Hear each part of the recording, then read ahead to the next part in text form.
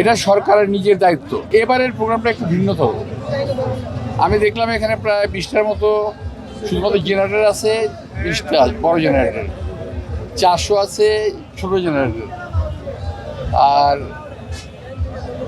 একটা মানুষের ভিতরে এখন একটা ঈদ উৎসব বিরাজ করতেছে। আমি যখন আসি তখন অনেকে বললো যে ওখানে গিয়ে মাঠ তো খালি, কেউ নাই এখন।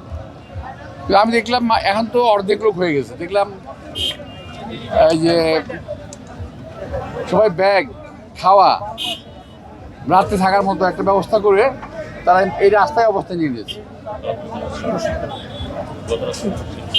আর রাত্রে ওরা গত রাত্রে থেকে এখানে অবস্থান নিয়েছে।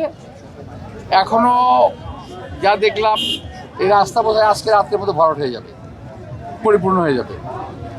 তো এটা একটা ঐতিহাসিক একটা প্রোগ্রাম। আমাদের অ্যাক্টিং চেয়ারম্যান তারেক রহমানের প্রত্যাবর্তনটা একটা ঐতিহাসিক দিবসের মাধ্যমে পালিত করবে জনগণ। তারেক রহমান একজন জনপ্রিয় নেতা, তার সিকিউরিটি প্রবলেম থাকার কথা না। তারপরেও দেশে অনেক সমস্যা হচ্ছে, সেই কারণে আমাদের কিছু সিকিউরিটি মেজার নিতে হচ্ছে এবং সেটা আমরা নেব। রাষ্ট্র না, কিছু আইনি প্রতিষ্ঠান সহযোগিতা করছে। রাষ্ট্রের কথা বলতে পারবো না।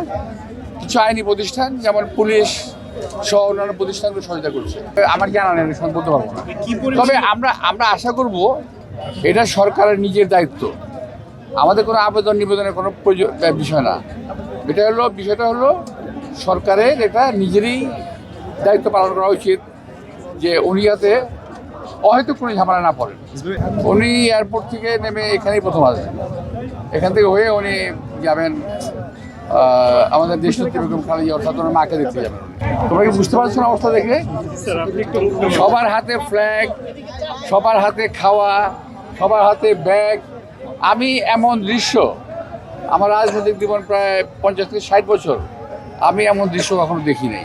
যে যত এস্টিমেট করুক, আমাদের সকল ধারণার বাইরে চলে যাবে। আমাদের কত লক্ষ্য হবে এটা কেউ ধারণা করতে পারবে না প্র্যাকটিক্যালি না দেখলে।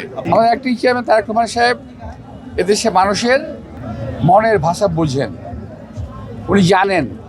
উনি কিন্তু একজন নির্যাতিত কর্মী থেকে নেতা হয়েছেন। বিষয়টা এমন নয় যে উনি শুধুমাত্র পৈতৃক পরিচয় নেতা হয়েছেন, তা কিন্তু না। উনি কিন্তু নির্যাতিত হয়েছেন, আমাদের সঙ্গে জেলে ছিলেন। জেলে থেকে কারাবন্দী অবস্থায় ওনাকে নির্যাতন করা হয়েছে।